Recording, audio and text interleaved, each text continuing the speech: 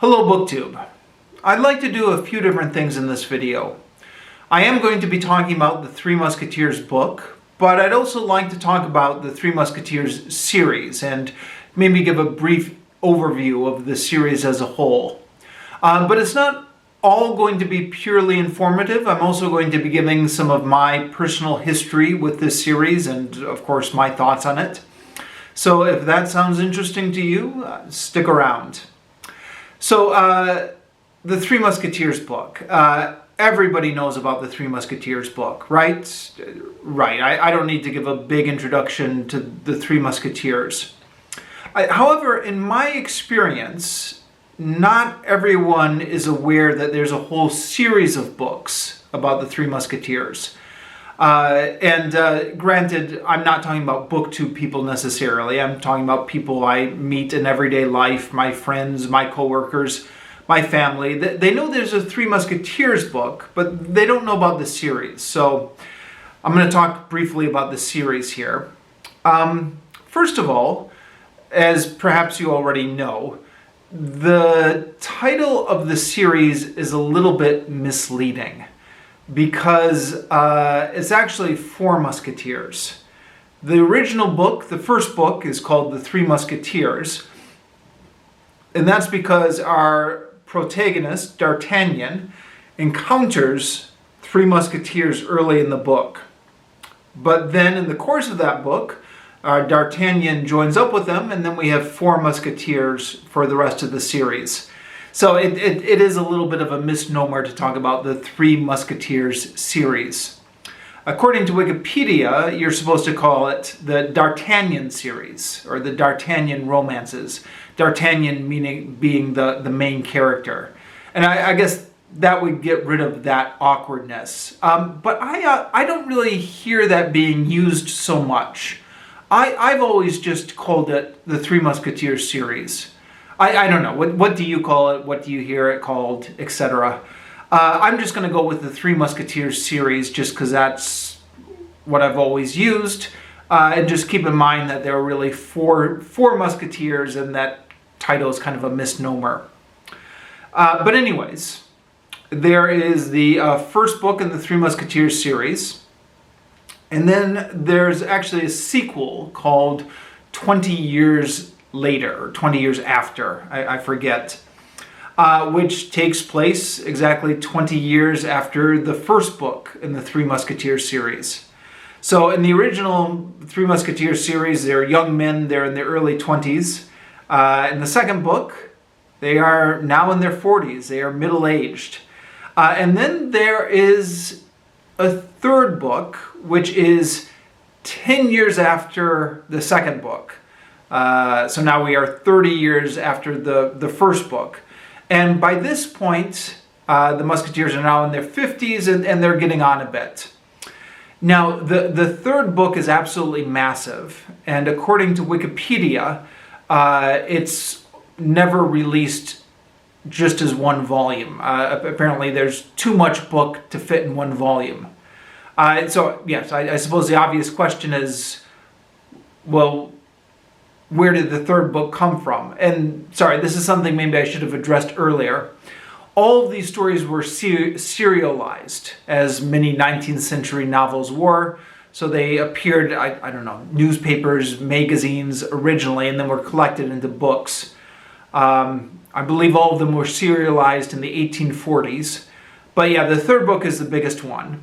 So according to Wikipedia, in the English translation, it's either divided into 3 volumes, or 4 volumes, or 5 volumes. The version I read, I'll get to that in a little bit later, is divided into 4 volumes. So if you count the third book as 4 separate volumes, and then you have the first book and the second book, then there are 6 books in the Three Musketeers series. The final book in the series is a well-known title, The Man in the Iron Mask, which is one of those titles everybody recognizes, but perhaps not everybody is aware that it's part of the Three Musketeers series. So my history with these books. I, like everybody, I was aware of the Three Musketeers just through pop culture, comic books, cartoons, TV shows. And it seemed like a book that I really wanted to read. You know, I was a young boy. I liked stories of action and adventure and swashbuckling and sword fighting. So I really wanted to read this book, and I first checked it out of my school library when I was in second grade. And I have vague memories of taking it home. My mother was working at that time, so we had a babysitter taking care of us. And the babysitter was reading that book to me. I could read the words because I was in second grade, but I couldn't quite understand what was going on. And I remember she was trying to explain to me what was going on. We got a couple chapters into the book, and then I just gave up on it. And, I think second grade was too young to read The Three Musketeers, or at least it was for me. And again, I invite your experiences. When did you first read The Three Musketeers? I picked the book up again when I was in sixth grade. At that point, I was more mature. And I think sixth grade is probably about the perfect age to read that book. Because I discovered not only could I read it and understand it, but I very smoothly. The pages just flowed. And found it a very addictive book, hard to put down. Finished it off and was hungry for more. And I knew, I forget how I knew, but I knew somehow that there were sequels to this. Maybe it was mentioned in the book itself, I don't remember. My library didn't have any of the other books in the Three Musketeers series. So we went to my local bookstore with my mom, and my mom helped me ask for the other books in the series. They weren't at the bookstore, but they could special order it.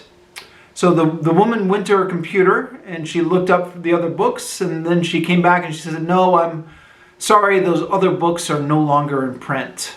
Now, this was in the early 90s, before the internet and all that stuff.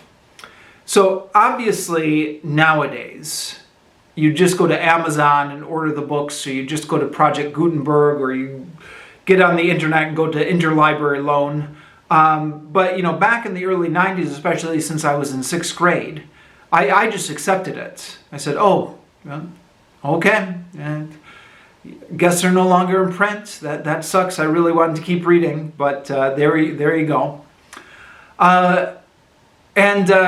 For a long time, that was my end with the Three Musketeers series.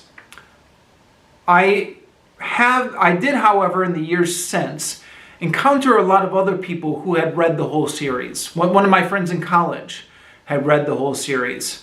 He was about the same age as me, but I guess, he went to a different middle school, and his middle school had all the books in the series, so he had just got them from his school library. The books are, it probably won't surprise you, very popular internationally as well. So I remember when I was in Australia studying at the university there and interacting with a lot of other exchange students. I had an Iranian friend, Iranian, and she told me that those books were very popular in Persian translation and that she had really enjoyed that series as a girl. I had a Vietnamese friend in Vietnam, the French influence in Vietnam, those books have been very popular in Vietnam, and she had read the whole series. And so eventually, I thought to myself, I have got to go and read that whole series. And so I got them off of Project Gutenberg. I was in Cambodia at the time, and if you've ever lived in that area of the world, Cambodia or Vietnam, you know that you can get books printed very cheaply at the local printer shop. So I just downloaded the file from Project Gutenberg onto a USB, brought them into the print shop, and they print them out and bind them for you right there. So that's how I eventually got my hands on the Three Musketeers books. And as I go through in the next few videos and talk about the 6 books in this series, I'll try to remember to leave a link to the Project Gutenberg site so that you can follow along with me if you want. I'll also try and leave Amazon links. But the copy on the Project Gutenberg was one of the ones that divided the 3rd book into 4 books.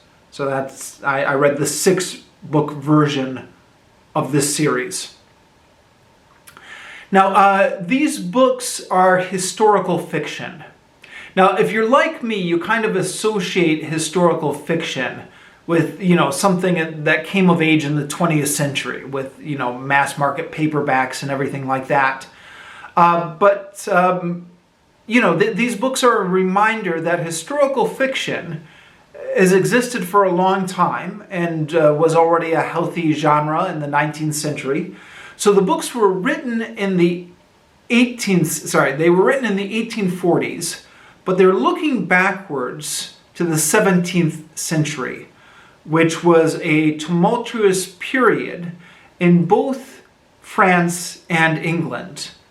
Now, they're French books, of course, so they're mainly concerned with French history, but the books are constantly going over to England. Yes, not only French history, but also English history during this period is in the book. Now,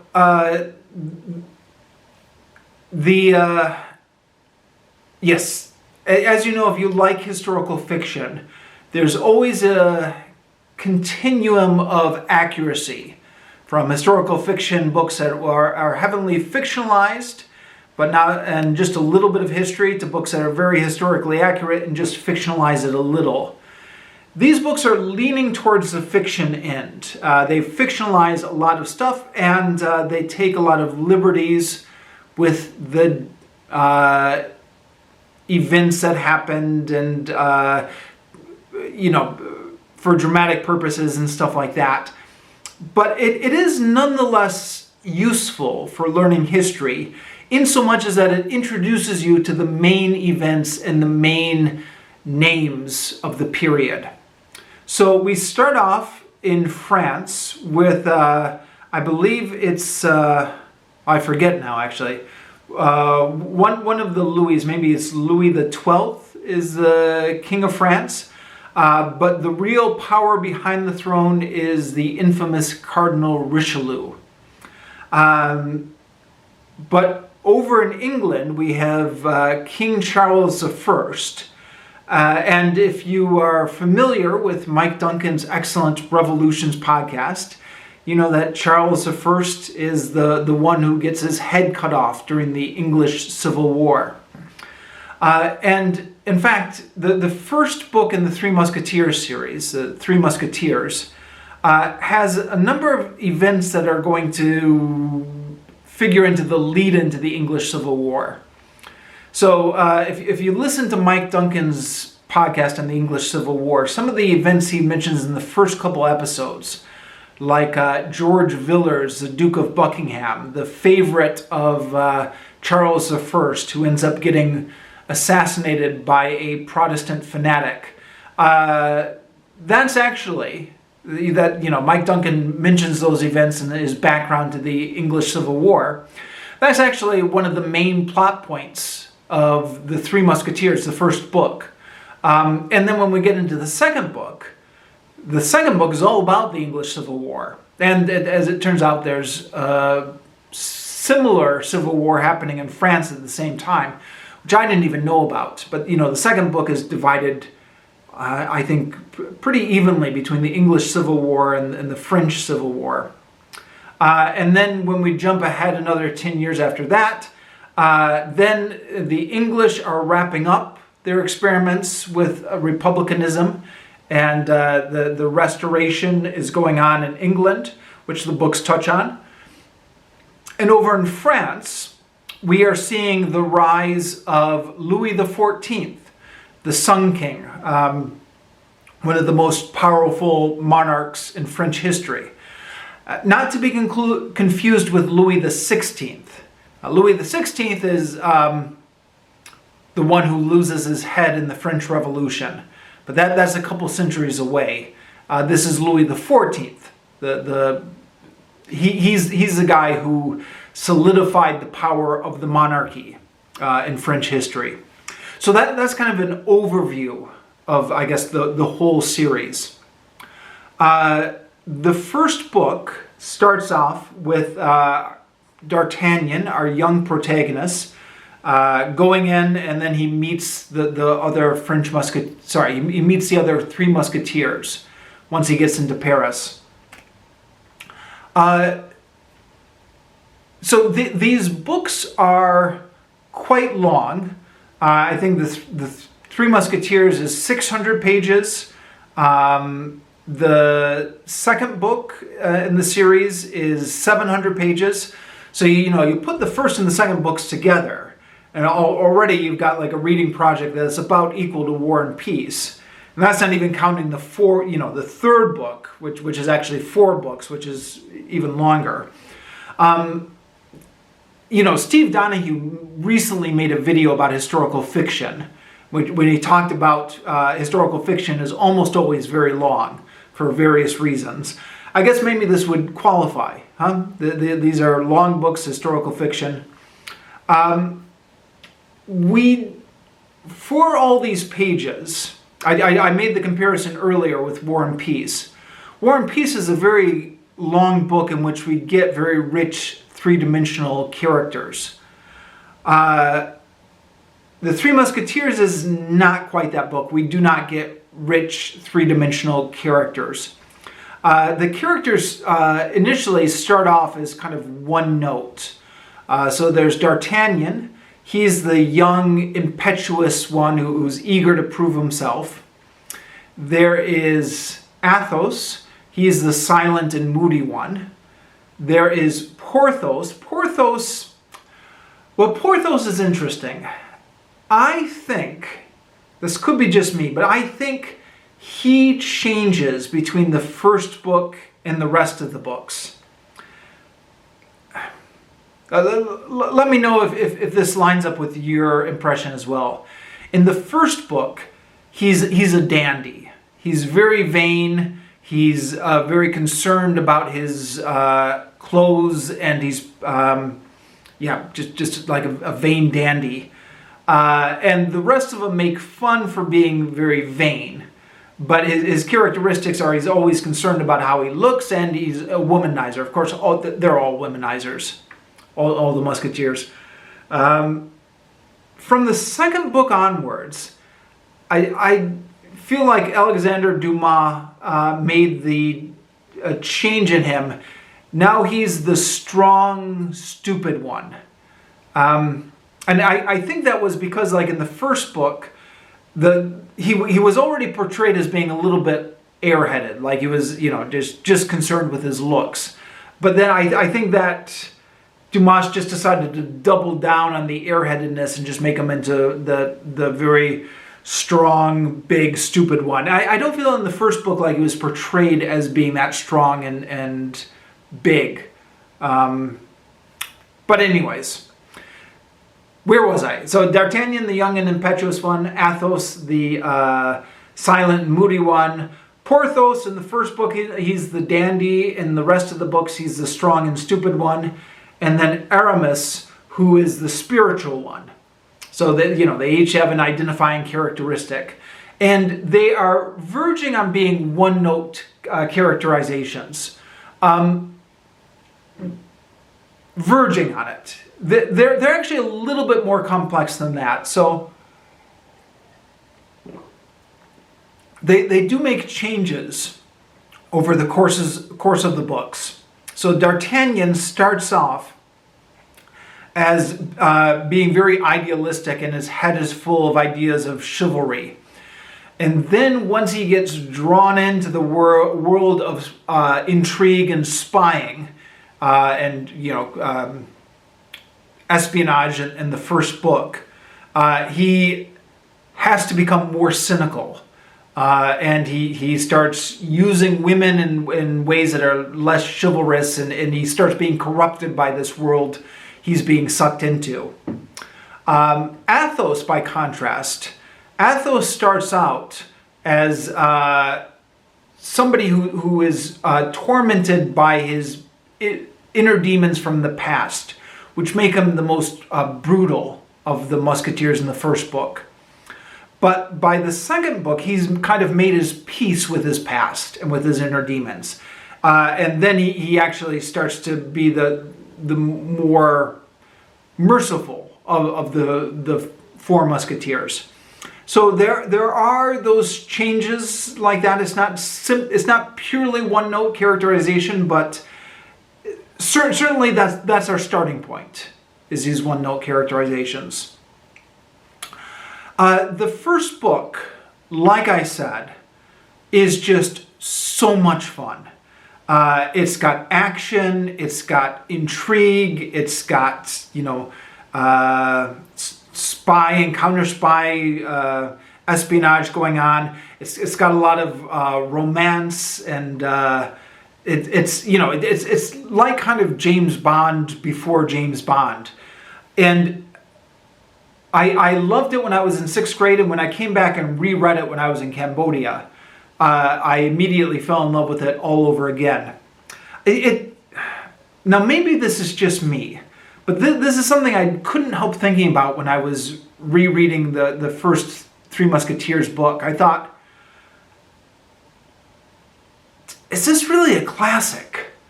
Because when you think of a classic book, you think of something that's boring and philosophical, and you have to struggle with it, and it's a book that makes you better as a reader because you had to struggle through the end of it, and you come out of it a little bit smarter.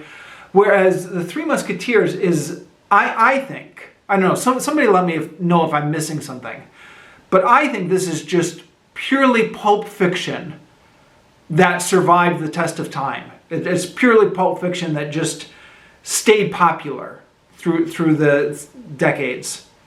And as such, I don't know, every so often now you'll hear like the discourse about should people be reading more classics? Do we need to expose children to more classics? And I always think, what do we mean by classics? Because so many, not just the Three Musketeers books, but a lot of 19th century books are just pure escapism that has just survived the test of time. But other than that, is it really all that much different than an airport thriller? Depending on what translation you read, the language can be a little bit on the stilted side. So there's that. But once you get used to the language, and you get used to it fairly quickly in the first few chapters, then the plot just zooms. And it's just so much fun. And seriously, if you haven't read this book, check it out. Now, in my opinion, and again, as always, let me know in the comments what your mileage is. In my opinion, the very tight pacing and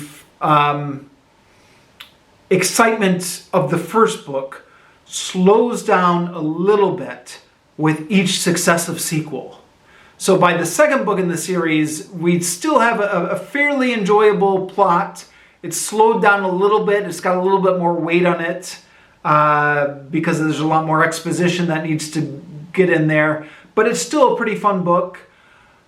Then when we get to the third book in the series, it's slowing down a little bit more. And then by the time we get to the fourth and the fifth and the sixth books, then I was like, all right. But the sixth book, The Man in the Iron Mask, I know that's one of the most famous books in the series outside from the first one, but that book really was trying my patience. But we'll talk about The Man in the Iron Mask another day. Focus primarily on the first book here, the Three Musketeers. The politics of the book really had me scratching my head because the book seems to be very reactionary in his politics. It was written in the 1840s, but it seems to me to be endorsing a very pro-monarchist, pro-aristocratic, anti-common person view of the world. But what puzzles me is I think Alexandre Dumas is supposed to be a liberal guy, right? From what I can tell about his biography, he participated in the Revolution of 1830, which, overthrew a conservative king for a more liberal king. I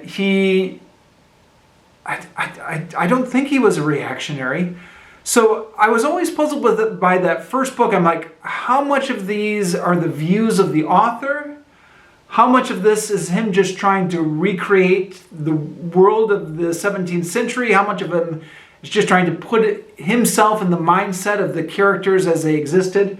Because the Musketeers themselves are monarchists, because of course they are. The Musketeers were the name comes from the King's elite guard. So if your story is about people who are in the King's elite guard, you wouldn't expect the book to be, like a pro-democratic book. But yeah, and this will become even more pronounced when we get to the second book, which is, among other things, about the English Civil War. So the Republicans versus the monarchists. And the history is twisted and misrepresented very much to favor the monarchist side in that second book. But we'll talk about the second book another time. I'm trying to mostly stick to the first book. The first book is seems to be anti-women as well. There's a lot of comments both from the characters and as well from the narrator about how weak women are and how they're the weaker sex and all this kind of stuff. I guess that part's not surprising, huh? It was written in the 1840s. According to Wikipedia, getting back to the politics of the book,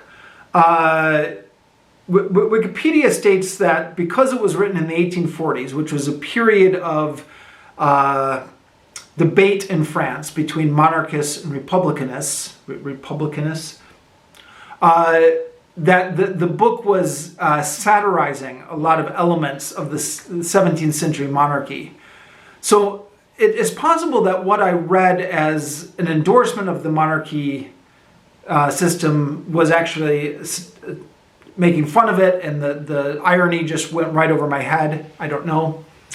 A large part of the plot of the Three Musketeers, the first book, as well, is the religious wars. So there's a Calvinist stronghold in, I believe it's pronounced as La Rochelle, and the Musketeers are part of the forces attacking this Calvinist stronghold. It's part of the religious wars, the Catholics versus Protestants. The Musketeers acknowledge themselves that they really don't have any business being in this war. They're like, well, we don't have anything against the Calvinists. Their only crime is that they sing the hymns in their native language instead of in Latin. But despite that, they don't seem to question. They don't seem to be anti-war. They're sent to the war and they go along with the war. Coming from West Michigan, as I do, my ancestors were all Dutch Calvinists, so I can't help but sympathize with the Calvinists when I read these sections about how the siege of Rochelle and how they're killing the Calvinists.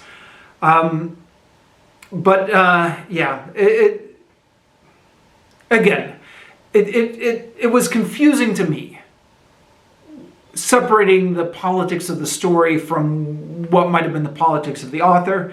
I actually, 10 years ago when I was reading these books in Cambodia, spent a fair amount of time searching the internet, trying to figure out what exactly Alexandre Dumas's politics were, and kind of gave up in the end. Anyone have any interesting information, please leave them in the comments below. I am out of time. This camera is going to shut off at the end of 30 minutes. I've mentioned most of what I want to mention about this book, so we're just going to have to call it good there. Thank you very much, BookTube, and I will see you next time for the